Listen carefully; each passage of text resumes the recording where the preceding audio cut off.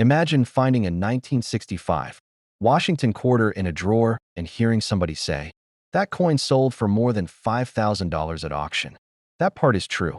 A 1965 special mint set Washington quarter has a recorded auction record of $5.175. But here is the part most videos skip. That sale was not for an ordinary worn quarter from circulation. It was for a special strike example, tied to the 1965 SMS issue. And that difference changes everything. So before you start planning retirement, let's break down what the 1965 Washington quarter really is, why people talk about it so much, and what your coin is actually worth in the real market. The 1965 Washington quarter sits at one of the biggest turning points in modern American coin history. For decades, quarters had been made with silver. But in 1965, the U.S. Mint removed silver from the quarter and shifted the coin to a copper-nickel clad composition. The change came out of the Coinage Act of 1965, during a time when silver prices and coin shortages were forcing the government to rethink circulating coinage. The Mint's own historical material notes that 1965 was the year production began for the new clad quarters, and these were the first coins to bear the 1965 date under that new system. That is why the 1965 quarter gets so much attention. It is not famous because every example is rare. It is famous because it marks the moment the quarter changed from precious metal coinage to the modern clad format people still use today. The coin kept the familiar Washington portrait on the front, designed by John Flanagan, and the eagle reverse that had been used on Washington quarters from 1932 through 1998. But the metal inside was different now, and that made 1965 a historic date, even though the coin itself was produced in enormous numbers. And that massive mintage is the first reality check collectors need to understand. The regular 1965 Washington quarter was struck in Philadelphia with a mintage of 1,819, 717,540 pieces. That is over 1.8 billion coins. When a coin is made in numbers like that, the average example is not rare. Most 1965 quarters you see in change, coin jars, or family collections are common business strike coins. They are interesting historically, yes. Scarce in average circulated condition, no. So why do some people still call the 1965 quarter valuable? Because a few different versions of this coin exist, and the prices people throw around online often mix them together. First, there is the regular circulation strike, which is what most people have. Second, there is the 1965 special mint set, often called SMS, which was sold to the public in a 5-coin set. These coins were not normal proof coins, but they were made with better preparation and a more polished look than ordinary pocket change examples. PCGS notes that the 1965 special mint sets were sold by the mint for $4 per set, and those quarters typically show a satin-like appearance from specially prepared dies.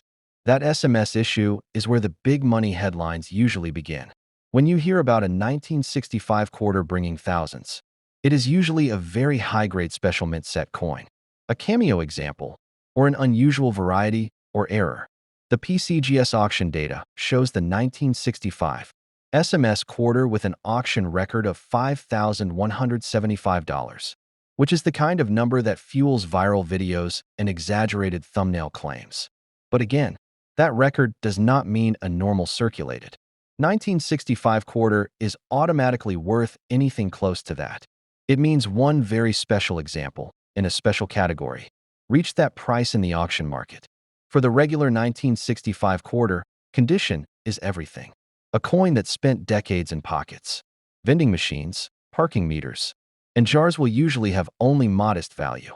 PCGS says circulated examples of the 1965 quarter may trade for about $2 on eBay, while collector-grade pieces usually begin around certified MS65, where prices rise to about $30, and better preserved super gem examples in MS67 or higher can bring $350 or more.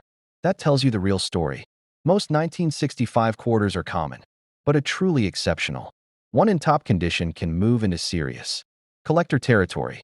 Now here is where people get confused. They assume a quarter without a mint mark must be rare. For 1965, that is not true. Mint marks were temporarily removed from U.S. coins. in the mid-1960s. So a missing mint mark on a 1965 quarter is normal, not a mistake. A lot of online listings use phrases like "no mint mark rare quarter" to attract clicks. But on this date, that feature alone means nothing special.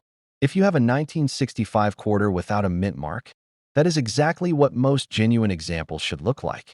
Another major myth is the silver myth. Because 1964 and earlier, Washington quarters were 90% silver. Many people assume a 1965 quarter might secretly be silver too. In normal production, that is wrong. The U.S. Mint states that in 1965, silver was removed from the quarter and replaced with copper-nickel clad composition. So if you have a normal 1965 quarter, it is not a standard silver issue. That said, collectors still look carefully at 1965 quarters because wrong planchet errors and off-metal strikes can exist in coin collecting generally, and a genuine major mint error would be valuable. But those are exceptions, not the rule. If you are checking your own coin, start with the basics. Look at the edge. A normal 1965 clad quarter should show the copper core along the edge, sandwiched between the outer layers. That visible copper stripe is one of the fastest ways to confirm you are looking at a clad quarter, rather than an older silver coin. Next, check the surfaces. If the coin is dull, worn, and heavily circulated, it is almost certainly a common example worth a small premium at best. If it looks unusually sharp, deeply reflective, satin finished, or much nicer than normal pocket change, then it may deserve closer attention. As a high-grade business strike or a special mint set coin, then there are varieties and errors. The 1965 quarter does have recognized collectible varieties, including a double die, obverse listed by PCGS as FS 101. Those kinds of coins are different from ordinary wear or random damage.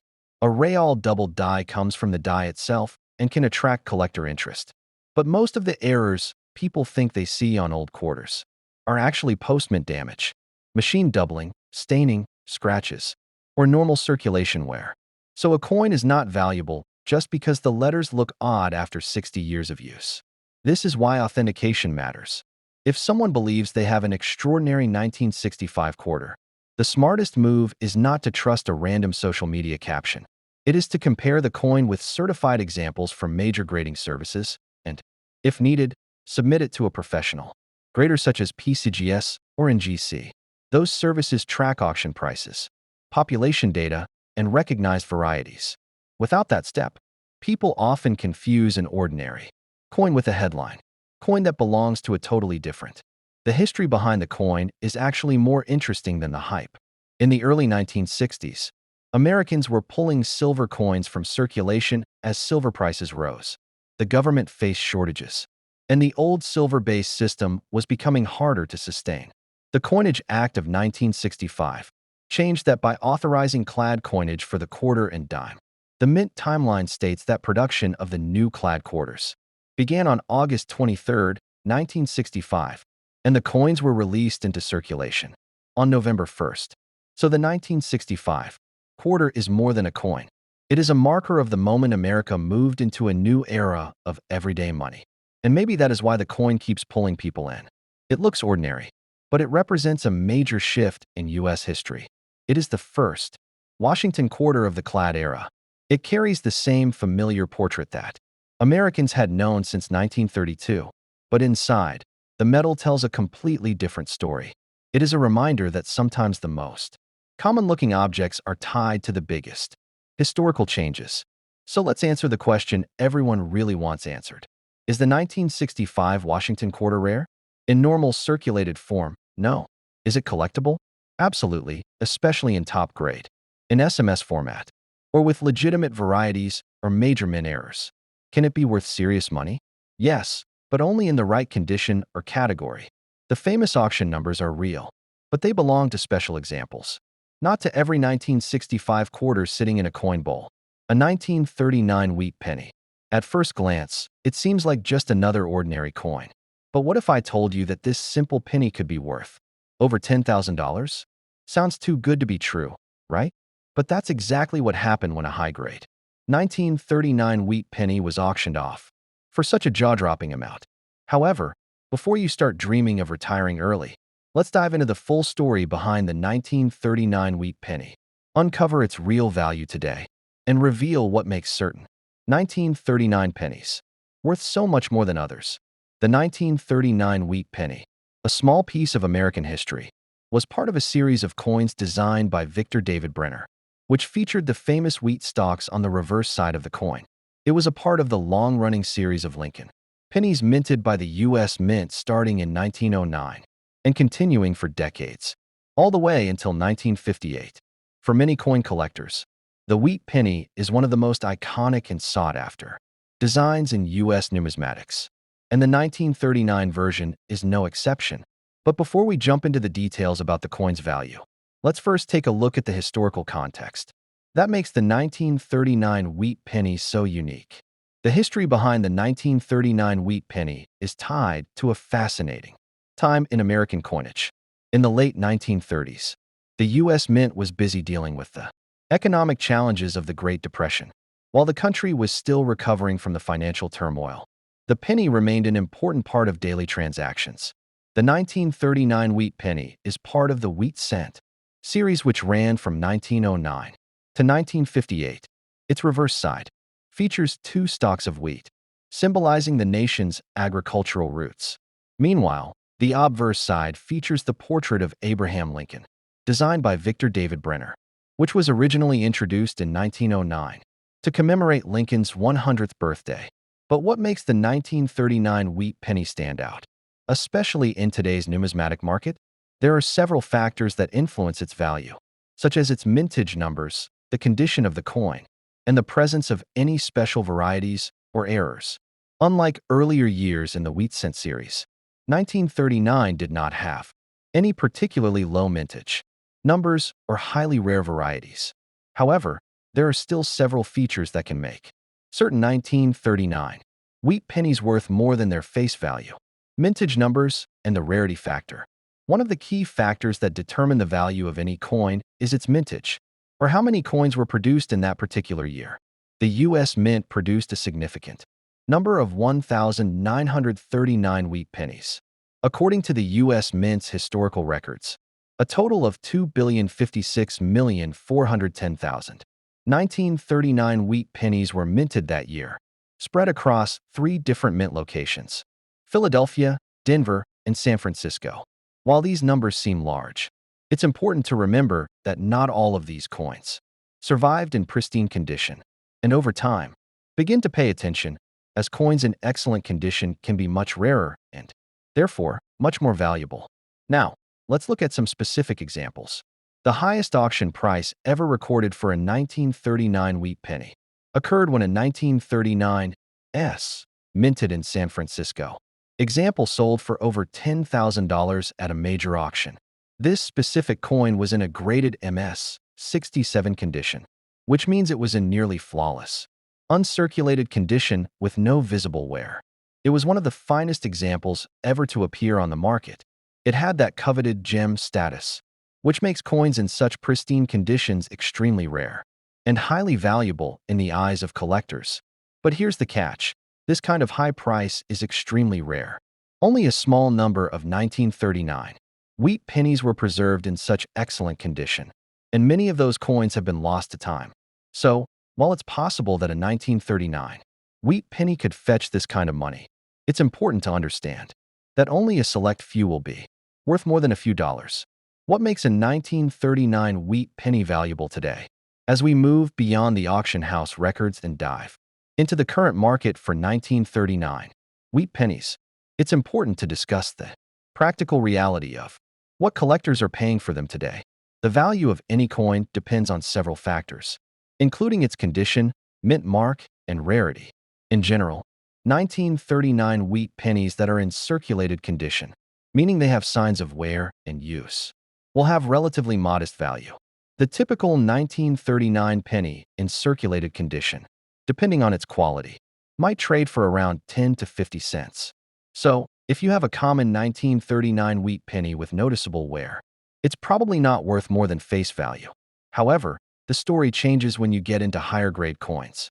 For example, a 1939 MS 63 wheat penny, graded as a higher quality, but still circulated coin could sell for around $10 to $20 on eBay or at auctions. A higher quality MS-65 or MS-66 can command prices of around $50 to $100. At this level, the coin is still not in perfect condition, but it's much closer to the high-quality examples that collectors value. As for the 1939 D wheat penny, minted in Denver, the value is similar. A typical circulated 1939 D penny will likely only fetch 5 to 15 cents. But as with the other mint marks, coins in higher grades, like MS-63 or MS-65, will be worth significantly more. A 1939 D MS-65 could trade for $50 to $75, while an MS-67 might bring in closer to $200. As with the other variations, it all depends on the coin's preservation and quality, key varieties and errors. As with many coins, certain varieties or errors on the 1939 wheat penny can make it worth a lot more than a regular example. For example, one of the most famous errors that collectors look for on wheat pennies in general is the double die variety. A double die occurs when the die used to strike the coin strikes it more than once, causing a double image to appear on the coin. On the 1939 wheat penny, a double die on the obverse, particularly on Liberty or In God We Trust, can be quite valuable. If you find a 1939 wheat penny with this error, it could potentially be worth several $100s in higher grades. Additionally, other minor errors, such as off-center strikes, die cracks, or coins struck with the wrong planchets, can also increase the value of the coin, especially if they are unique enough to stand out. But these errors are relatively rare, and finding them in good condition requires a sharp eye for detail and a little bit of luck. Real-world values on eBay and auction sites. Now, let's get down to the real world. Numbers for 1939 wheat pennies. As we mentioned, coins in circulated condition are still relatively inexpensive. On eBay, typical listings for 1939 wheat pennies in average circulated grades range from 5 cents to $1, depending on the overall wear and condition of the coin. However, coins that are graded and certified by companies like PCGS or NGC can fetch much higher prices, especially if they are graded as MS-65 or higher. Here are some examples of what a 1939 wheat penny might sell for on eBay, based on recent sales. A 1939 wheat penny in good to VG condition, 10 cents to 50 cents. A 1939 wheat penny in MS-65 condition, $20 to $50. A 1939 SMS-65 wheat penny, $50 to $100. A 1939 DMS-65 wheat penny, $50 to $75. For coins that are graded as MS-67, the value increases dramatically. Some high-grade 1939 wheat pennies can sell for $100 to $200, depending on their specific mint mark and quality. So, to summarize, the 1939 wheat penny isn't typically a high-value coin in everyday collections, but it is a very collectible coin that can increase in value significantly if it is well-preserved, has the right variety or error, and is in higher grades. The rare, auction record-breaking examples in MS-67 or higher are the ones that command prices in the thousands, but they represent only a small percentage of the coins out there. For the majority of collectors, a 1939 wheat penny will be a fun piece of American history, worth anywhere from 10 cents to $100 in great condition. So, if you have a jar of old pennies sitting around, it's worth checking to see if you have a gem in there. You never know when that next 1939 wheat penny could be the one that catches a collector's eye.